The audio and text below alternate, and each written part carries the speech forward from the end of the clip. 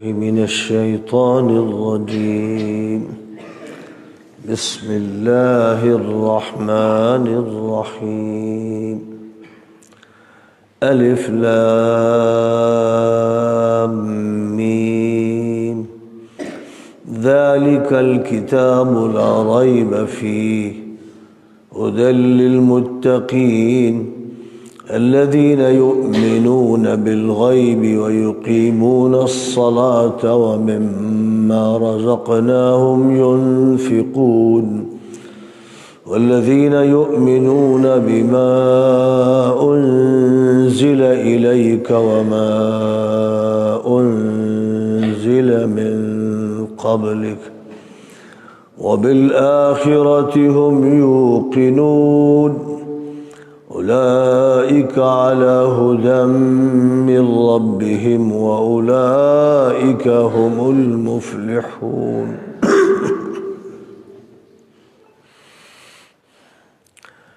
پڑھو اللہ کے نام سے جس کی رحمتیں بے شمار ہیں اور جس کی کرم فرمائیاں دائمی ہیں. اہل ایمان کی صفات.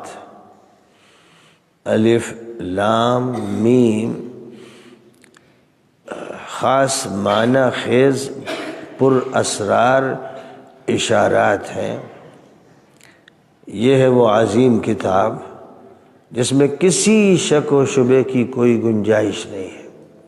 یہ مکمل ہدایت نامہ ہے جس سے وہ لوگ مستفید ہوں گے جو دنیا اور آخرت کی تباہی سے اپنا بچاؤ اور تحفظ چاہتے ہیں، جو غیب پر یعنی ان حقائق پر جن کو نہ دیکھا اور نہ اپنے حواس سے محسوس کیا، نبی کی تصدیق کی بنا پر ایمان لاتے ہیں اور نماز صحیح طور پر صحیح نیت اور مقصدیت کے ساتھ ادا کرتے ہیں، اور جو بھی نعمتیں ہم نے انہیں دے رکھی ہیں ان میں سے خرچ کرتے ہیں، ان کی زکوٰۃ اور ان کا حق ادا کرتے ہیں، اور جو ان سب باتوں پر ایمان لاتے ہیں جو آپ کی طرف نازل کی گئیں اور آپ سے پہلے نازل کی گئیں، اور آخرت پر یقین رکھتے ہیں، وہی راہ ہدایت پر گامزن ہے اور وہی کامیاب و کامران ہے.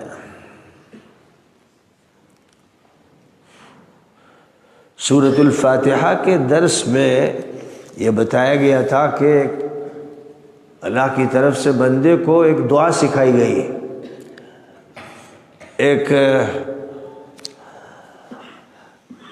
طریقہ کار اللہ سے بات کرنے کا بتایا گیا ہے. اللہ سے ہم کلامی کا شرف عطا فرمایا گیا ہے. اب اللہ جس کی صفت یہ ہے کہ وہ رحمان ہے، وہ رحیم ہے، وہ مالک یوم الدین ہے، اور جس سے ہمارا تعلق یہ ہے کہ ایاک نعبد، ہم صرف اور صرف اسی کی عبادت کرتے ہیں اور کسی چیز کی پوجا پاٹ نہیں کرتے، اور صرف اس سے مدد طلب کرتے ہیں، وہ مدد کی جس پر کوئی اور قادر نہیں ہوتا. اس کے بعد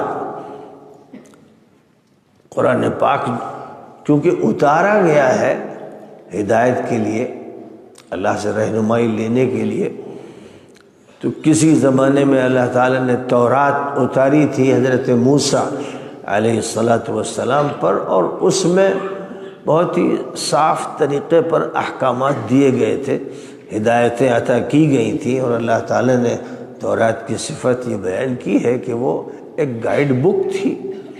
لیکن وہ گائیڈ بک تھی بنو اسرائیل کے لیے. جو دور حضرت موسیٰ علیہ السلام کا تھا، اس دور میں وہ کتاب اتاری گئی تھی ایک قوم کے لیے، اور وہ قوم تھی بنو اسرائیل کی قوم. اسرائیل حضرت یعقوب کا لقب تھا، اور اسرائیل کے معنی ہوتے ہیں عبداللہ کے، اللہ کا بندہ.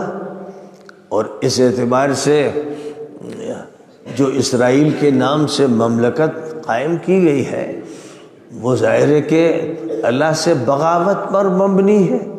اس لیے جو صحیح معنی میں یہودی ہیں آج بھی ہے، امریکہ میں ہے، یورپ میں ہے اور فلسطین میں ہے، ان کا یہ کہنا ہے کہ اسرائیلیوں نے جو حکومت قائم کی ہے یہ ان کا حرام عمل ہے۔ ہمارے ہاں اس کی ممانعت ہے کہ ہم جب تک مسیح ظاہر نہیں ہوں گے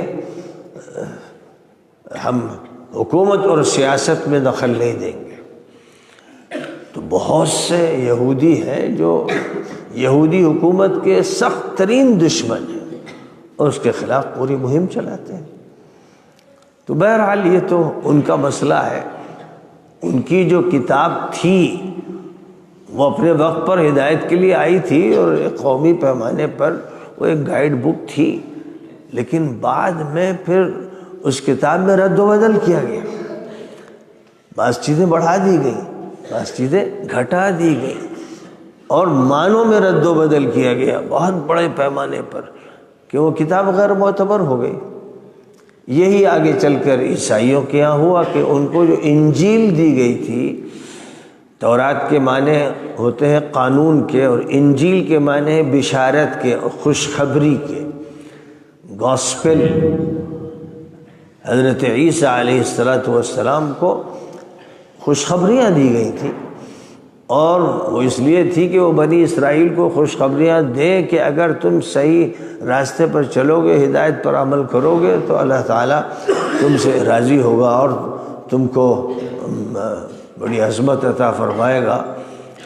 لیکن افسوس یہ کہ عیسائی بھی انجیل کو محفوظ نہیں رکھ سکے۔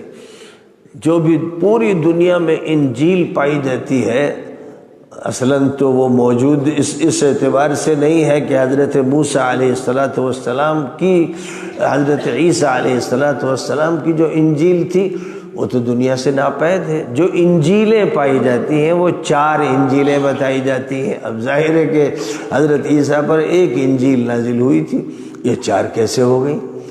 تو در حقیقت جب اصل انجیل کھو گئی تو جو حضرت عیسیٰ کے ماننے والے تھے انہوں نے اپنے طور پر کتابیں تیار کی، جیسے قصوں کی، کہانیوں کی کتابیں ہوتی ہیں، میلاد نامے تیار کیے جاتے ہیں، یا سیرت السوانح کی کتابیں ہوتی ہیں۔ ایسی کتابیں تیار کی گئیں اور تقریباً 2000 کتابیں تھیں مختلف پادریوں کے پاس۔ جب رومن امپائر نے عیسائیت سے دلچسپی لی تو انہوں نے پھر ان 2000 انجیلوں میں سے 4 انجیلوں کو سرکاری طور پر قبول کر لیا۔ اب ایک سے یہ 4 پیدا ہو گئی، جس سے صاف ظاہر ہے کہ اصلیت کا قصہ ختم ہو گیا۔ اب نہ مستند تورات ہے، نہ مستند انجیل ہے، نہ مستند زبور ہے جو حضرت داؤد علیہ السلام کو کتاب دی گئی تھی۔ قرآن پاک کسی قوم کے لیے نہیں اترا، کسی علاقے کے لیے نہیں اترا، کسی نسل کے لیے نہیں اترا۔ قرآن پوری انسانیت کی کتاب ہے۔ قرآن اس لیے عطا فرمایا گیا ہے کہ دنیا میں انسان جب اور جہاں بھی ہو، ان کو اگر اپنے لیے کانسٹیٹیوشن چاہیے، وہ اگر دستور بنانا چاہتے ہیں تو قرآن ہی ان کا دستور ہے۔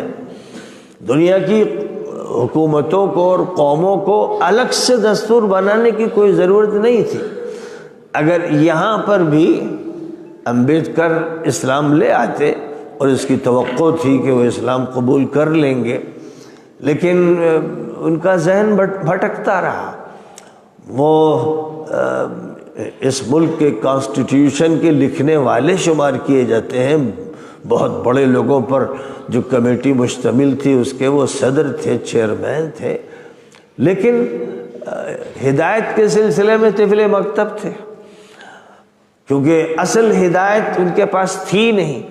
اور جس مذہب کے اندر وہ پیدا ہوئے اس مذہب سے سخت ترین نفرت ان کے اندر پیدا ہوئی، اور جتنے بھی دلت تھے، شیڈیول کاسٹ تھے، شیڈیول ٹرائبز تھے، سب میں سخت ترین نفرت ویدوں کے خلاف تھی، اور بالخصوص منو سمرتی کے خلاف جو ویدک قانون مانا گیا، کیونکہ اس میں امبیڈکر جس برادری سے تھے اور اس ملک کے تقریباً یوں سمجھیے کہ 70-75% جس برادری سے ہیں وہ ان کے نزدیک گھٹیا ترین برادری ہے، اس کو شودر کہا جاتا ہے۔ اس کا کام صرف یہ ہے کہ وہ نالیاں صاف کرے، کوڑا کرکٹ صاف کرے اور خدمت کرے۔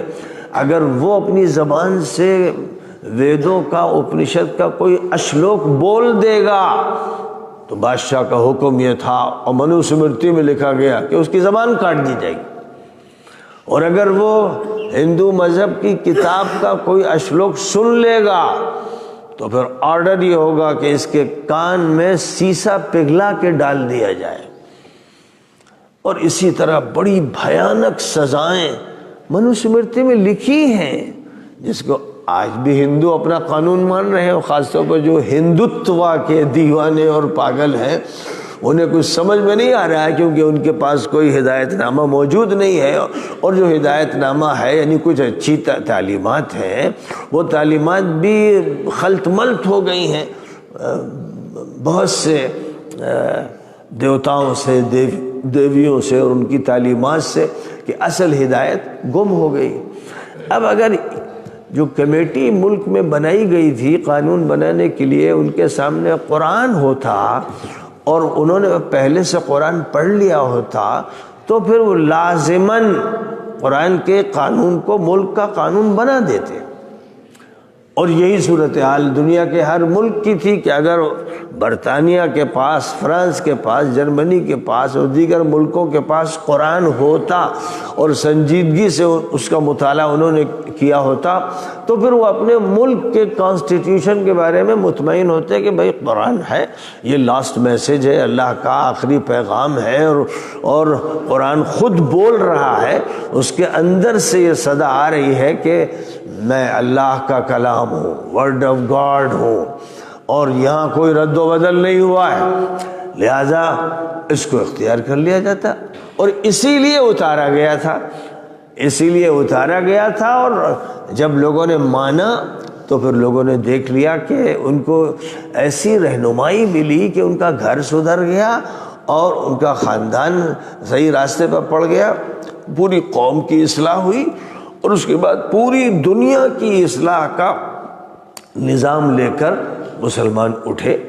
تو ان کے پاس قرآن تھا، بس قرآن کی تشریحات تھیں جو نبی صلی اللہ علیہ وسلم سے سن رکھی تھی، تو وہ تو قرآن ہی کا ایکسپلینیشن تھا، باقی اصل قرآن تھا۔ اور اس قرآن کے ذریعے وہ دلوں کو فتح کرتے تھے، دماغوں کو فتح کرتے تھے، تہذیبوں کو فتح کرتے تھے، تمدنوں کو فتح کرتے تھے، ہر طرف ان کی فتوحات درج ہوتی چلی جاتی تھی۔ تو اب اس قرآن نے بالکل ابتدائی دور میں اسپین سے لے کر چائنا تک، اور کسی زمانے میں جاپان تک بھی، اور دوسرے جو دور دراز مشرق کے علاقے ہیں، ان سب جگہوں پر حکمرانی کی۔ دستور ایک تھا، قرآن۔ سینکڑوں ملکوں کا دستور ایک تھا، قرآن تھا۔ قرآن ہی کی حکمرانی ایران میں، اور قرآن ہی کی حکمرانی رومان میں، اور قرآن کی ہی حکمرانی ترکی میں، اور قرآن کی حکمرانی الجزائر میں، تیونس میں، لیبیا میں، مراکو میں، سوڈان میں، اور کتنے ملکوں میں۔ تو قرآن کی حکمرانی ایک دستور تھا۔ آج جو صورتحال ہے کہ ہمارا دستور الگ ہے، پاکستان کا الگ ہے، بنگلہ دیش کا الگ ہے، نیپال کا الگ ہے، سری لنکا کا الگ ہے، چھوٹی چھوٹی قومیں جو آس پاس رہ رہی ہیں یہ الگ الگ دستور بنانے پہ مجبور ہیں۔ ان کو اپنے عوام کا خیال کرنا ہے، ان کا کوئی مفکر جو ہے کوئی فکر پیش کرتا ہے تو اس کو قبول کیا جاتا ہے، یا کوئی عوامی دباؤ ہوتا ہے الیکشن کے سلسلے کا، اس کو پھر اہمیت دی جاتی ہے، اس کا بل پاس کر دیا جاتا ہے، اس کو ایکٹ بنا دیا جاتا ہے، اور اس طرح قانون میں ایکٹ بڑھتے چلے جاتے ہیں اور بل پاس کیے جاتے ہیں۔ تو دھیرے دھیرے وہ قانون موٹا ہوتا جاتا ہے، ذرا لمبا چوڑا ہوتا چلا جاتا ہے۔ یہ جو کیفیت ہوئی ہے بھٹکنے کی، اس کی وجہ یہ ہے کہ جن لوگوں نے صحیح قانون بتایا تھا اور اس قانون کی روشنی میں انہوں نے رہنمائی کی تھی، ایک خلافت کا نظام قائم کیا تھا انہوں نے، تو پوری دنیا میں جو سیاسی نظام برپا کیا گیا تھا اس میں کوئی انتشار نہیں، کوئی ہلڑ نہیں، کوئی ہنگامہ نہیں، اور دسیوں پارٹیاں نہیں کہ صاحب یہ جو پارٹی ہے یہ بدھوں کی ہے اور یہ ہندوؤں کی ہے اور یہ مسلمانوں کی ہے اور یہ دلتوں کی ہے، یہ سب تماشے نہیں تھے۔ وہاں تو ایک قانون ہے جس کے تابع سب ہیں، بڑے بھی ہیں چھوٹے بھی ہیں، حاکم بھی ہیں اور محکوم بھی ہیں، اور بہت اعلیٰ تعلیم حاصل کرنے والے بھی ہیں اور بہت معمولی قسم کی تعلیم حاصل کرنے والے یا جاہل بھی ہیں۔ یہ جو بات تھی اس نے پوری دنیا میں ایک وحدت پیدا کر دی تھی۔ آج وحدت کی بات کرتے ہیں تو مثلا G20 کانفرنس ہوئی تھی دلی میں اور دنیا کے بڑے بڑے ملکوں کے نمائندگان آئے تھے، تو اس وقت مودی جی نے یہ بیان دیا کہ بھئی یہ G20 کانفرنس کا جو شعار ہے، اس کا جو اعلان ہے وہ یہ کہ ہم سب ایک پریوار کے ہیں، ہم سب ایک ہیں، یہ اس کا اعلان تھا۔ تو ہم سب ایک ہیں، صرف G20 میں ایک نہیں ہے، پوری دنیا ایک ہے۔ مانوتا ایک حقیقت کا نام ہے، اور جو بھی اس مانوتا سے جڑا ہوا ہے قرآن اس کو ڈائریکٹ کرتا ہے، اس کو ہدایت دیتا ہے۔ یہ بات اچھی طرح ذہن میں رکھنی چاہیے کہ مسلمانوں نے وحدت پیدا کی تھی، ساری دنیا کو جوڑ دیا تھا، ایک چھتری، اس کے نیچے سب لوگ ہیں اور ان کے درمیان مساوات ہے، ذات پات نہیں ہے، چھوت چھات نہیں ہے، اور کسی طرح کا ڈسکریمنیشن نہیں ہے، سب ایک دوسرے کو بھائی کہہ رہے ہیں۔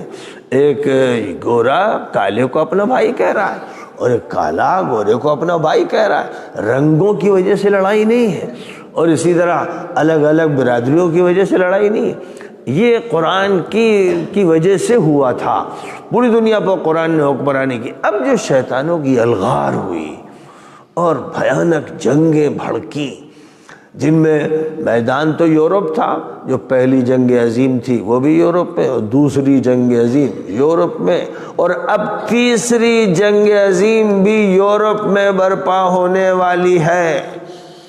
روس اور یوکرین کی جو لڑائی ہے، یہ لڑائی کسی وقت بھی بری طرح پھٹے گی۔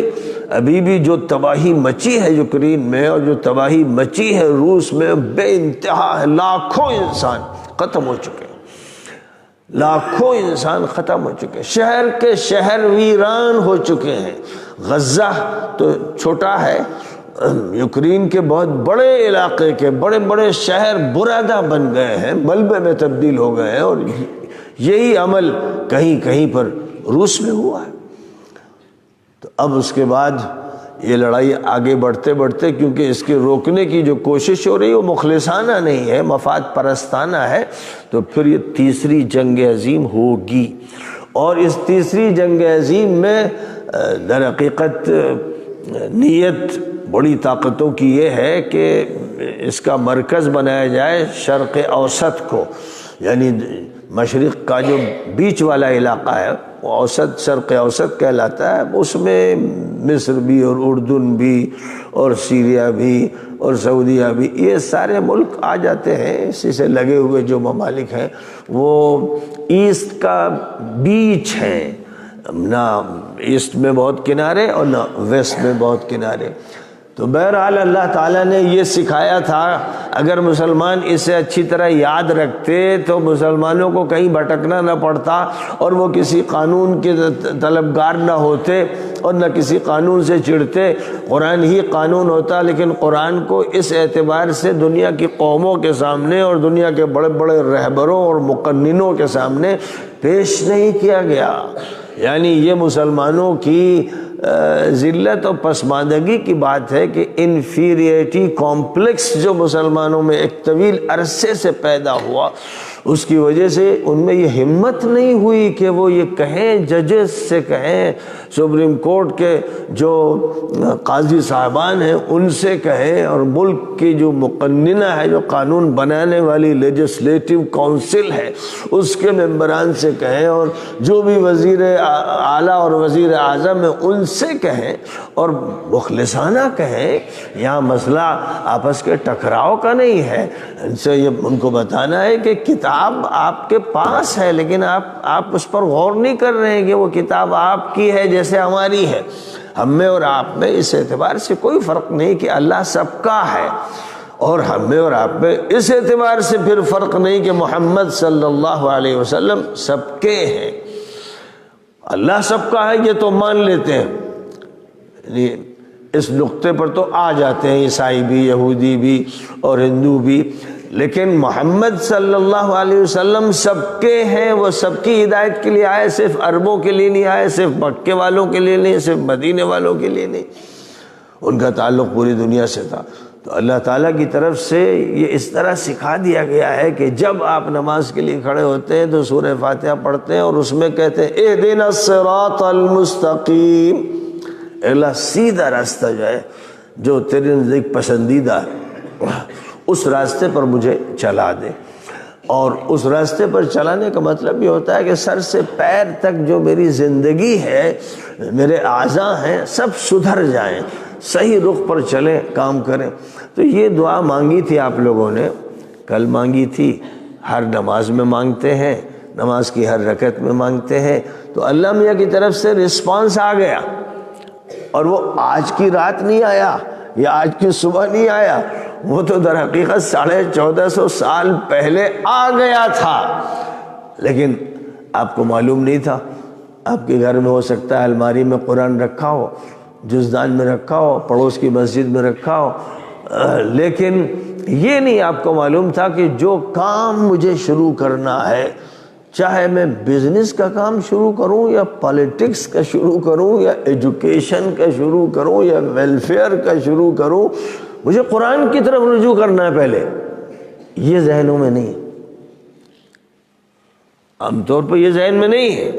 جو آپ کو پڑھانے آ رہا ہے وہ بھی اپنے جیسے لوگوں کی کتابیں پڑھتا ہے اور پڑھاتا ہے۔ بھئی جیسے ہم ہیں اور جیسے فلاں ماسٹر صاحب ہیں، ویسے اعلیٰ صلاحیت والا ایک رائٹر ہے، ایک مصنف ہے، اس نے کتاب تیار کی ہے، کسی بھی موضوع پر کتاب تیار کر دی، اب اس کتاب کو رٹ کے آ رہا ہے۔ وہ جو لیکچرر ہے وہ آگے بڑھتا ہے تو پروفیسر بن جاتا ہے اور کیا کیا بنتا ہے۔ یہ بیچارہ مکتب کا چھوٹا سا طالب علم ہے کہ اس کو اپنے جیسے انسانوں کی کتابیں چاہیے، ان سے اس کا دماغ کھلتا ہے۔ انلائٹمنٹ کے لیے اس کے پاس اور کوئی راستہ نہیں ہے، کسی سکسینہ جی اور کسی شکلا جی اور کسی فلاں جی کی کتاب چاہیے اس کو، یا اس کا یا کوئی انگلش مین ہو، اس کی اس کو کتاب چاہیے۔ اس کتاب سے پھر یہ آپ کو کوئی بھی موضوع پڑھائے گا، آپ کو سائنس بتانا ہوگا یا آپ کو جغرافی بتانا ہوگا یا ایسٹرونومی بتانا ہوگا یا اور کوئی بھی موضوع پڑھانا ہوگا تو وہ وہاں جائے گا، وہاں سے لے کر آئے گا۔ ٹھیک ہے، تفصیلی معلومات تو ادھر ادھر سے حاصل کی جاتی ہیں، لیکن یہ نہیں ہوگا کہ وہ صبح قرآن کھول کر پڑھنا شروع کرے کہ میرے سبجیکٹ سے متعلق کیا کیا ہدایتیں دی گئی ہیں، میں اپنا کام کیسے کروں، دنیا کس طرح گزاروں، طلبہ کو کیا بتاؤں۔ شاذ و نادر ایسے لوگ ہوں گے دنیا میں جن کا ادھر ذہن جاتا ہو۔ قرآن پاک میں اللہ تعالیٰ نے سورہ فاتحہ کے فوراً بعد جو بات ارشاد فرمائی وہ یہ ہے کہ اللہ کی طرف سے جو کتاب دی گئی ہے یہ ہدایت نامہ ہے، اور یہ قطعی ہے، یقینی ہے، حتمی ہے، ہر جگہ شک شبہ ہوتا ہے۔ اب دیکھیے کتنے ذہین ترین لوگوں نے ہمارے ملک کا دستور بنایا اور دستور کی جتنی دفعات ہیں وہ سب طے کی، اور کیسے ہنگامے مچے رہتے ہیں۔ 90 یا 110 120 مرتبہ چینجنگ ہو چکی ہے بہت سے ایکٹس میں، اور آئے دن ایک پارٹی آتی ہے تو کسی ایکٹ کو بدلنا چاہتی ہے، کوئی نیا بل پاس کرتی ہے، اس پر ہلڑ ہوتا ہے، ہنگامہ ہوتا ہے، فائلیں پھینکی جاتی ہیں، کوئی کرسی پٹک دیتا ہے اور کوئی گالی گلوچ کرتا ہے۔ اب تو لوگ سب دیکھتے ہیں کیونکہ لائیو ٹیلی کاسٹ ہوتا ہے، پارلیمنٹ میں جو ہو رہا ہے، اسمبلی میں جو ہو رہا ہے، تو ایسا لگتا ہے کہ بھئی ہم لوگوں نے سارے محلوں کے گنڈے بھیج دیے۔ یہ ہوا کیا ہے؟ سارے محلوں کے گنڈے اور اوباش جمع کر کے پارلیمنٹ میں بھیج دیے اور اسمبلی میں بھیج دیے۔ اب وہاں وہ ہلڑ ہنگامہ کر رہے ہیں، ایک دوسرے سے ہاتھا پائی کر رہے ہیں اور لڑ رہے ہیں اور گالیاں بک رہے ہیں۔ بھائی یہ ہمارے نمائندہ ہیں، یہ ریپریزنٹیٹیو ہیں قوم کے۔ ہاں یہ تو آپ ہی نے کیا ہے، یعنی آپ ہی نے ووٹ دیا ہے، آپ کے ووٹ کی وجہ سے وہ وہاں پہنچ گئے۔ اب جب وہاں پہنچ گئے ہیں تو انہوں نے لوٹ مار، ظلم و زیادتی اور رشوت خوری اور سود خوری اور بدماشی کے جتنے طریقے ہیں وہ سب سیکھے ہیں۔ ان میں مہارت ہے اور اس مہارت کی وجہ سے وہ فائدہ اٹھاتے ہیں۔ چند لوگ ایسے ہوتے ہیں جو واقعی مخلص ہوتے ہیں اور یہ چاہتے ہیں کہ اس اسٹیج سے وہ اچھی بات کہیں۔ تو اللہ تعالیٰ نے یہاں پر جو ماننے والوں کی صفات ہے وہ 5 آیتوں میں بیان کر دی۔ 2 آیتوں میں ان کا ذکر کیا گیا جو بڑے ہلڑ باز، ہنگامہ باز، شور و غل کرنے والے بدماش، مجرم، کافر ہیں۔ 2 آیتوں میں، بس 2 آیتوں میں، کیونکہ جب ہر طرف وہی وہ ہو تو پہچانوانے کی کیا ضرورت ہے؟ دکھ رہے ہیں، چلتے پھرتے دکھ رہے ہیں، ڈکیتے مارتے دکھ رہے ہیں، ظلم کرتے دکھ رہے ہیں، تو زیادہ پہچان کی ضرورت نہیں۔ مومنوں کا تعارف 5 آیتوں میں کرایا گیا اور 2 آیتوں میں کٹر کافروں کا تعارف کرایا گیا اور 13 آیتوں میں گھسپیٹیوں کا تعارف کرایا گیا۔ منافق جو کہلاتے ہیں، گھسپیٹی، آستین کے سانپ، 13 آیتیں ان کے بارے میں۔ 20 آیتوں کا یہ سبق ہے اور اس سبق میں یہ بات یاد رہے، اور جو آپ سے متعلق بات ہے، آپ الحمدللہ ایمان والوں میں ہیں، تو اب ایمان والوں کو یہ جاننا چاہیے کہ وہ قرآن کو قطعی دستور مانیں، ہدایت نامہ مانیں، ہر ہدایت کے لیے قرآن کی طرف رجوع کریں، اور قرآن کی جو گائیڈ بکیں ہیں وہ بھی تیار ہیں، یعنی پوری فہرست کے کون کون سا موضوع کہاں ملے گا، کون کون سا موضوع کہاں ملے گا، اس پر بھی پوری فہرستیں تیار ہیں، اور عنوانات جو ہوتے ہیں ان عنوانات کو دیکھ کر بھی آدمی سمجھ سکتا ہے کہ مثلا روزے کا ذکر کہاں ہے، اور زکوٰۃ کا کہاں ہے، اور حج کا کہاں ہے، اور عمرے کا کہاں ہے، اور خرید فروخت کا کہاں ہے، اور سودی کاروبار کا کہاں ہے۔ یہ سب آپ کو قرآن میں بنیادی طور پر مل جائے گا۔ اب اپنا تعارف یاد رکھیے گا کہ سب سے پہلے آپ کو غیب پر ایمان ہونا ہے۔ اللہ غیب ہے، فرشتے غیب ہیں، جنت و دوزخ غیب ہے، برزخ غیب ہے، یعنی جن چیزوں کو ہم دیکھ نہیں رہے لیکن مان رہے ہیں۔ جیسے اس دنیا میں جن چیزوں کو ہم دیکھ نہیں رہے، میں نے آپ سے کل ذکر کیا تھا کہ جراثیم کو دیکھ نہیں رہے لیکن مان رہے ہیں ان کے اثرات کی وجہ سے، اور پھر یہ مزید تحقیقات ہوئی کہ چلتے پھرتے اڑتے ہوئے یہ کیڑے ہیں جو دکھ بھی رہے ہیں اور جو نہیں دکھ رہے ہیں۔ کورونا کے زمانے میں دیکھا تھا کہ ایک ایسا کیڑا جو خوردبین سے بھی نہ دکھ پائے، اس نے لاکھوں انسانوں کو ایسا ڈھیر کیا اور ایسا تڑپا کے مارا اور ایسی جانیں لی اور ایسی سانسیں روکی کہ لگتا ہے کہ جیسے فرعون کے کئی لشکر مسلط ہو گئے ہوں۔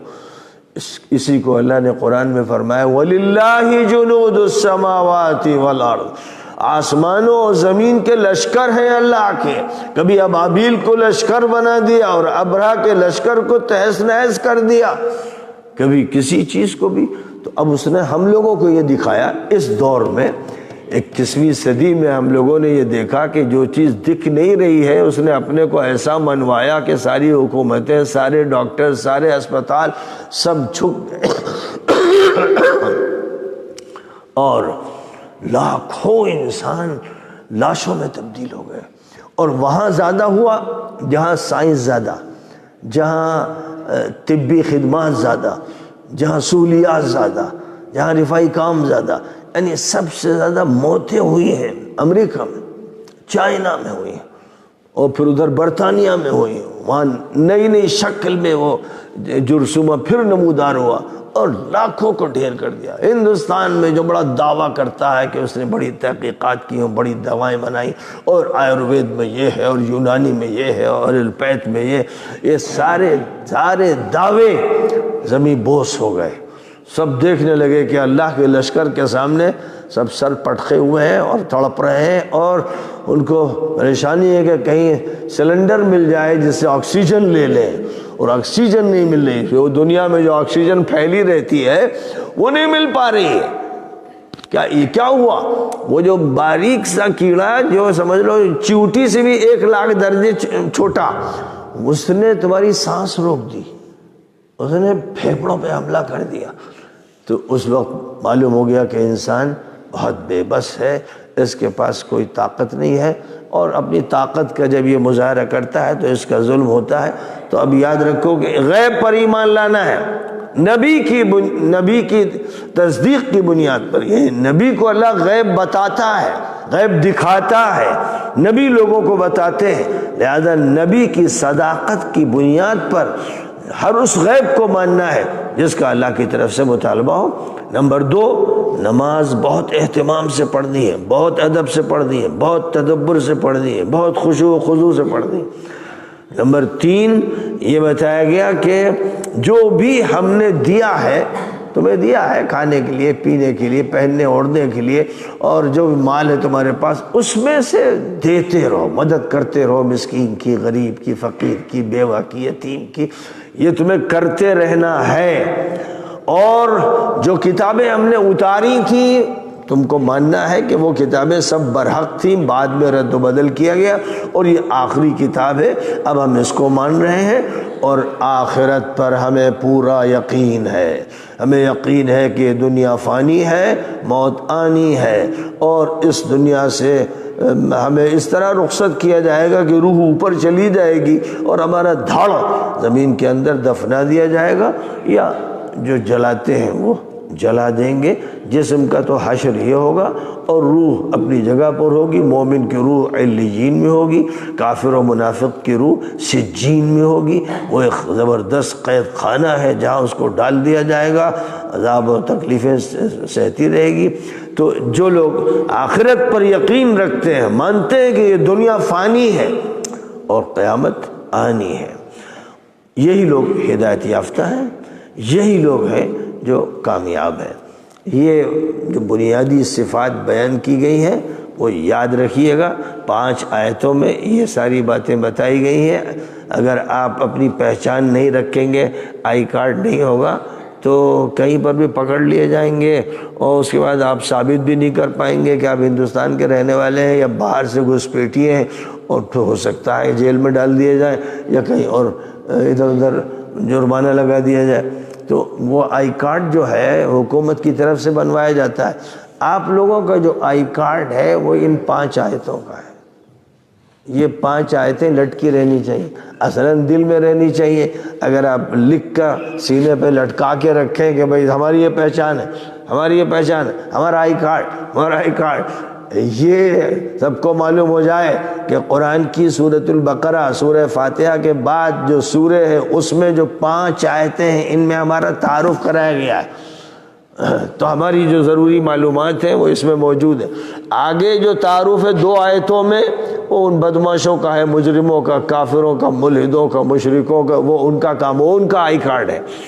کوئی حکومت ہوگی جو سب کے الگ الگ آئی کارڈ بنوائے گی تو ان کا جو کافر ہے مشرک ہے ان کا آئی کارڈ وہ بنے گا، اور اس کے بعد اکثریت جو ہے جو نماز پڑھی اور گول کر دی، روزہ رکھا اور کبھی روزہ کھا گئے اور زکوٰۃ دی اور اکثر نہیں دی، اور ادھر ادھر مٹر گشتی کرنے والے جن کو نبی کی سنت کا کوئی لحاظ نہیں، دین کا لحاظ نہیں، یہ گھسپیٹیے ہیں، گھسپیٹیے۔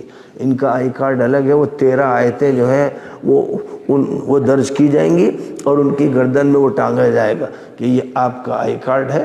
آپ اپنے کردار کو سمجھ لیجئے، پہچان لیجئے۔ آپ کا کام صرف تھالی کے بیگن کا ہے، یا آپ آستین کے سانپ ہیں، اور یا آپ دشمن کے بھی ہیں اور ہمارے بھی ہیں۔ یہ آپ کی پہچان بتائی گئی ہے، اور ایسے جو لوگ تھے، ہیں، بڑھتے جا رہے ہیں اور رہیں گے، تو اس طرح یہ پہچانیں بتا دی گئی ہیں، ان پہچانوں سے اچھی طرح واقف ہو جانا چاہیے تاکہ کہیں پر بھی گمراہی کا کوئی اندیشہ نہ ہو۔ اللہم لک الحمد کما ینبغی لجلال وجہک وعظیم سلطانک، اللہم صلی علی سیدنا مولانا محمد النبی الامی وعلی آلہ واصحابہ وازواجہ وذریاتہ وآل بیتہ اجمعین۔ ربنا آتنا فی الدنیا حسنہ وفی الآخرۃ حسنۃ وقنا عذاب النار۔ اے اللہ محض اپنے فضل و کرم سے ہم سب کو قرآن پاک کی ہدایت سے اس طرح نواز دے کہ ہمارے جسم کے اندر اور جسم کے باہر اور اوپر اور نیچے اور دائیں بائیں ہر طرف تیری ہدایت کا انتظام ہو، تیری ہدایت کا سہارا ہو، تیری ہدایت کے راستے پر ہم چلنے والے ہوں۔ اے اللہ ہم سب کو متقی بنا دے جو اپنے بچاؤ کا اہتمام کریں اور قرآن پاک کی طرف رجوع کریں جس میں کوئی شک و شبہ نہیں ہے۔ اے اللہ ہم سب کو نماز صحیح طور پر قائم کرنے والا بنا اور زکوٰۃ ادا کرنے والا بنا، روزہ صحیح طور پر رکھنے والا بنا دے۔ اے اللہ ہم کو آخرت پر یقین کامل عطا فرما۔ اے اللہ یہ دنیا مٹ جانے والی ہے، فنا ہو جانے والی ہے، اس میں قیامت برپا ہونے والی ہے، دھماکے سے اڑا دی جانے والی ہے۔ جو کچھ رہے گا وہ انسان کے اعمال رہیں گے، انسان کی روح رہے گی۔ اے اللہ ہمیں آخرت پر یقین کامل عطا فرما، اور جو کتابیں اتری تھی ہم ان پر ایمان لاتے ہیں، اور اس قرآن پاک پر ایسا ہمیں تازہ بتازہ ایمان عطا فرما، ایسا شاداب ایمان عطا فرما، ایسی تراوٹ والا ایمان عطا فرما کہ قرآن پاک پڑھتے جائیں اور سمجھتے جائیں اور دل میں وہ اترتا جائے اور دماغ میں بیٹھتا جائے اور اس کے اثرات ہمارے پورے جسم پر ظاہر ہوں، رگ و ریشے میں۔ اے اللہ قرآن پاک کے حرف حرف کو شرائط فرما دے اور ہمیں یہ لقب نصیب فرما کہ ہم فلاح یاب ہیں، ہدایت پر گامزن ہیں۔ اے اللہ ہدایت پر رہنا چاہتے ہیں، ہدایت پر مرنا چاہتے ہیں، ہدایت پر قبر سے اٹھنا چاہتے ہیں، ہدایت پر محشر میں جمع ہونا چاہتے ہیں۔ اے اللہ مکمل ہدایت ہم سب کو نصیب فرما۔ ربنا تقبل منا انک انت السمیع العلیم وتب علینا انک انت التواب الرحیم۔